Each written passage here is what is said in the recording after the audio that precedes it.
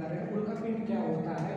ठीक है, तो उल्का पिंड देखिए सूर्य होता है, सूर्य के बाहर जो होता है कई ग्रह होते हैं, मतलब कुल 8 ग्रह होते हैं और 8 ग्रह में पृथ्वी सूर्य से सबसे नजदीक जो होता है वो बुध ग्रह होता है। सूर्य से सबसे जो नजदीक होता है वो बुध ग्रह होता है। उसके बाद सूर्य के दूसरे नंबर में जो होता है शुक्र ग्रह होता है, तीसरे नंबर में जो होता है पृथ्वी ग्रह होता है और पृथ्वी के पास जो होता है एक उपग्रह होता है जिसे हम चंद्रमा के नाम से जानते हैं। तथा पृथ्वी के पास से पृथ्वी के बाद जो होता है मंगल ग्रह होता है, मंगल ग्रह के बाद जो होते हैं बृहस्पति ग्रह होते हैं और बृहस्पति ग्रह जो होता है बृहस्पति तथा मंगल ग्रह के मध्य में जो होते हैं छोटे छोटे, ध्यान दीजिएगा, मंगल तथा बृहस्पति ग्रह के मध्य में जो होते हैं बहुत छोटे छोटे क्षुद्र ग्रह होते हैं। इनको किस नाम से जानते हैं? क्षुद्र ग्रह के नाम से जानते हैं। या इन्हीं क्षुद्र ग्रहों को हम टूटता हुआ तारा भी कहते हैं। इन्हें क्या कहते हैं? टूटता हुआ, समझिए, टूटता हुआ तारा के भी नाम से जानते हैं। अब ध्यान से देखिए, ये जो सूर्य होता है, सूर्य के चारों तरफ, ध्यान दीजिए, सूर्य के चारों तरफ प्रत्येक ग्रह जो होते हैं ये क्या करते हैं? चक्कर लगाते हैं। देखिए हम लाइनिंग जो खींचे हुए हैं वायुमंडल में ऐसा कोई लाइनिंग नहीं होता है। मेरी बात ध्यान दीजिए, ये समझाने के लिए आप लोगों को लाइनिंग खींचे हुए हैं, परंतु ये सभी ग्रह जो होते हैं क्या करते हैं? चक्कर लगाते हैं, परिक्रमा करते रहते हैं। किसका? ये सभी जो होते हैं सन का परिक्रमा करते हैं। सबसे नजदीक जो बुध होता है, शुक्र होता है, पृथ्वी होता है। ध्यान दीजिएगा बहुत ध्यान से, ये छोटे छोटे जो क्षुद्र ग्रह होते हैं या इसे हम टूटता हुआ तारा के नाम से जानते हैं। ये सभी ग्रहों के साथ साथ ये सभी भी चक्कर लगाते हैं। ध्यान दीजिएगा, ये सभी क्षुद्र ग्रह जो होते हैं ये सभी भी क्या करते हैं? चक्कर लगाते हैं। बहुत ध्यान से सुनिए इधर, ये सभी चक्कर लगाते हैं। ये जो छोटे छोटे ग्रह होते हैं जब चक्कर लगाते हैं कभी कभी ये आपस में टकरा जाते हैं। सुनो जी, क्षुद्र ग्रह जो होते हैं ये आपस में टकराते हैं कि दिशा जो होती है चेंज हो जाती है और दिशा जैसे ही चेंज होता है ये मंगल ग्रह ये छोटे छोटे क्षुद्र ग्रहों को अपनी तरफ क्या करता है? खींच लेता है और अपनी तरफ जब खींचता है तो ये छोटा सा जो टूटता हुआ तारा जब अपनी तरफ इसको खींचता है तो मंगल ग्रह जो होता है इसके ऊपर गिरेगा। जो छोटा सा ये टूटेगा तो इधर गिरेगा तो मंगल ग्रह जो होता है ये भाग जाता है। कहाँ पे?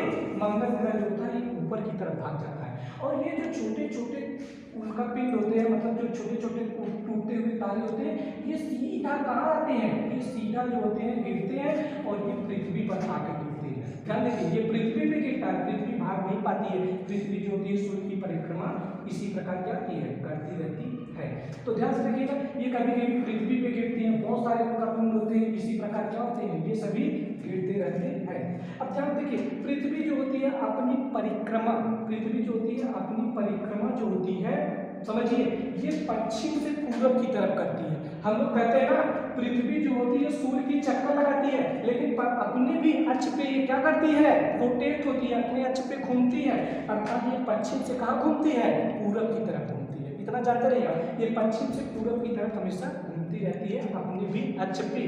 परंतु इस पे जो होते हैं उल्का पिंड, अब मेरी बात ध्यान से और सुनिएगा, उल्का पिंड जो होते हैं, सुनिए, ये जो परिक्रमा करते रहते हैं उल्का पिंड इधर भी गिरते हैं इधर भी गिरते हैं। अब जब ये अपना चक्कर इस प्रकार से लगा रहा है, इस प्रकार से अपना चक्कर लगा रहा है तो जब मतलब इस प्रकार से रोटेट हो रहा है, इधर जब गिरेगा, मतलब जैसे हम इधर जा रहे हैं, हमारा सर इधर घूम रहा है, कोई इधर से हमको झापड़ मारेगा तो हमको कम चोट लगेगी। और हमारा समझ लीजिए हमारा ये शरीर चेहरा है, सपोज इधर आ रहा है और इधर से कोई झापड़ मारेगा बहुत ज़्यादा चोट लगता है। तो ध्यान दीजिएगा, तो ये उल्का पिंड जब इधर गिर रहा है, इधर गिरेगा तो इधर घाव बहुत ज़्यादा लगता है और इधर गिरता है कि ये रोटेट हो रहा है जिसके कारण इधर चोट कम लगती है। इसलिए ध्यान दीजिएगा, इस भाग को हम किस नाम, इधर हम वोल्टा के नाम से जानते हैं, इधर हम वोल्टा के नाम से जानते हैं और इधर गिरता है, इधर रोटेट करता है, उधर गिरता है, इधर हम क्या कहते हैं? उल्का के नाम से जानते हैं। परंतु जहां पर गिरता है वहां पे बहुत बड़ा गड्ढा हो जाता है, बहुत धड़ाम से गिरेगा, बहुत बड़ा गड्ढा होता है और जहाँ पे गड्ढा हो जाता है उसे हम क्या कहते हैं? क्रेटर के नाम से जानते हैं। बारिश होती है, जब बारिश होती है तो बारिश से पानी इसमें भर जाता है और पानी भर जाता है तो उसको हम झील या तालाब के नाम से जानते हैं। समझ गए? और ये उल्का पिंड जो होते हैं इसी प्रकार क्रम से गिरते रहते हैं और पृथ्वी का भार क्या होता है? बढ़ता जाता है। बताया जाता है कि ये घूर्णन जो करते हैं, बताया जाता है कि इनकी घूर्णन गति जो होती है आज से 900 मिलियन पहले जो थी पृथ्वी एक दिन 18 घंटे की होती थी। कितनी होती थी? 18 घंटे। आज से एक दिन कितना होता था? 18 घंटे की होती थी। परंतु आज इतना उल्का पिंड इसके ऊपर गिरा है, इतना उल्का पिंड। अब देखो जैसे ये पृथ्वी थी, पहले इसके ऊपर उल्का पिंड बहुत कम गिरा था तो बहुत हल्का था, ये बहुत तेजी से ऐसे चक्कर लगाती थी, समझ रहे हैं? बहुत तेजी चक्कर लगाती थी। एक चक्कर लगाने में इसको कितना समय लगता था? 18 घंटा लगता था। परंतु इतने उल्का पिंड गिर गए हैं इसके ऊपर, इतने उल्का पिंड गिरे हुए हैं और ये इतनी भारी हो गई है, अब इसको लुढ़क लगा रही है ये, और एक चक्कर इसको लगाने में कुल कितना समय लग जा रहा है? 24 घंटे लग जा रहा है। समझ में आ रहा है? अब 24 घंटे लग जा रहा है। बताया जाता है आज से 900 मिलियन, आज से कितना? आज से 900 मिलियन वर्ष पूर्व बताया जा रहा है इसी प्रकार उल्का पिंड इसके ऊपर गिरती रहेगी, इसी प्रकार उल्का पिंड इसके ऊपर गिरती रहेगी तो एक दिन कुल कितने दिन का हो जाएगा? 30 दिन का हो जाएगा। 15 घंटे का दिन, 15 घंटे का रात हो जाएगा। इसी प्रकार उल्का पिंड गिरता रहता है। अब ध्यान दीजिए, उल्का पिंड जब गिरता है तो पृथ्वी की सतह से, सुनो जी, पृथ्वी की सतह से 1600 किलोमीटर का क्षेत्र जो होता है वायुमंडल का क्षेत्र कहा जाता है। किसका कहा जाता है? वायुमंडल का क्षेत्र कहा जाता है। उल्का पिंड, सुनो, टूटता हुआ तारा बहुत तेजी से ये गिरते हुए आता है।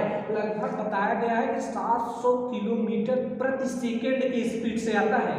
700 किलोमीटर प्रति सेकेंड की स्पीड से आता है। जब वायुमंडल में पहुंचता है, सुनो, वायुमंडल में जब पहुंचता है, वायुमंडल में वायु होता है, विभिन्न प्रकार के गैस होते हैं। उन गैसों से जब ये टकराता है तो गैस और उल्का पिंड के मध्य इतनी तेजी से घर्षण होता है, बहुत सारे गैस होते हैं, इन गैसों से और उल्का पिंड के मध्य इतनी तेजी से घर्षण होता है, उल्का पिंड जलने लगता है और जलते जलते पृथ्वी पर गिरता है। और सपोज दैट कभी कभी छोटे छोटे उल्का पिंड होते हैं तो जलकर वायुमंडल में राख हो जाते हैं, और कभी कभी ये बड़े होते हैं तो पृथ्वी पर आके धड़ाम से क्या होते हैं? गिरते हैं। और यही उल्का पिंड जो है चंद्रमा पे बहुत गिरे हैं, बहुत बड़े बड़े उल्का पिंड चंद्रमा पे गिरे हैं। चंद्रमा पे बहुत बड़ा बड़ा गड्ढा है, और गड्ढा होने के कारण, सुनो, गड्ढा होने के कारण सूर्य का प्रकाश उन गड्ढों में नहीं पहुंच पा रहा है, और उन गड्ढों में नहीं पहुंच पाने के कारण समझ लीजिए वहां पे अंधेरा है, और अंधेरा होने के कारण आज हम लोग पृथ्वी से चंद्रमा पे देखते हैं तो वहां पे अंधेरा है, और अंधेरे होने के कारण हमको क्या नजर आता है? काला नजर आता है। समझ रहे हैं? और ये उल्का पिंड यहाँ से इस प्रकार से बहुत सारे उल्का पिंड गिरते हैं। ये उल्का पिंड शुक्र पे भी गिरता है, और कहाँ पे गिरता है? बुध पे भी गिरता है। सुनो, शुक्र पे गिरता है, बुध पे भी गिरता है, लेकिन ये शुक्र पे बुध पे जो होता है किसी भी प्रकार का वायुमंडल नहीं पाया जाता है, इस पे किसी भी प्रकार का वायुमंडल है ही नहीं। उल्का पिंड इस पे भी बहुत सारे गिरते हैं, समझिए, बहुत सारे उल्का पिंड इस पे भी गिरते हैं, इसमें बहुत सारे गड्ढे हैं। शुक्र पे वायुमंडल पाया जाता है, शुक्र पे भी गिरते हैं, इसमें बहुत सारे वायु होते हैं। उन वायु के कारण क्या करते हैं? उल्का पिंड की गति थोड़ा कम हो जाती है, जलने लगती है, और जलने के कारण जो होते हैं इन पे भी क्या होते हैं? बहुत गड्ढे होते हैं। सुनो, बुध के, देखो बुध हमारा ग्रह है, इसके भी पास क्या था? इसके भी पास उपग्रह था, लेकिन उपग्रह इसका इतना हल्का था, इतना हल्का था, सूर्य ने उपग्रहों को अपनी तरफ क्या कर लिया? खींचकर जला दिया। क्या किया? खींचकर जला दिया। शुक्र के पास भी उपग्रह था, शुक्र भी क्या किया? शुक्र के उपग्रह को भी खींचकर क्या कर दिया? जला दिया। और ये सब ग्रह जो होते हैं, बुध ग्रह जो होता है, शुक्र ग्रह जो होते हैं, इतने भारी भारी होते हैं, इसको सन जो होता है, सूर्य जो होता है, इन दोनों को खींच नहीं पाता है। समझ रहे हैं नहीं? जो सन है, सन के अंदर जो होता है हाइड्रोजन तथा हीलियम गैस का मिश्रण होता है। हाइड्रोजन हीलियम गैस के मिश्रण के कारण भूकंप इतनी तेज आता है, इतना तेज घर्षण होता है, और घर्षण होने के कारण जो होता है ये सब एक आग का गोला है, या आप कह सकते हैं ये भी एक तारा है, जो पृथ्वी से अन्य ग्रहों से बहुत नजदीक होता है। और नजदीक होने के कारण जो होता है इनमें जो हीट होता है, हीट मतलब उष्मा, और इसमें जो लाइट होती है, लाइट मतलब प्रकाश जो होता है, लाइट तथा हीट जो होता है, इन सभी ग्रहों पर पड़ता है, इसलिए इसे क्या करते हैं? सन के नाम से जानते हैं। समझ गए? सन का प्रकाश इन सब पर पहुंचता है। चलिए ठीक है, उम्मीद है आप लोगों को ये समझ में आया होगा। समझ में आया होगा तो कमेंट करके आप लोग बताइएगा, और नेक्स्ट वीडियो के लिए चैनल को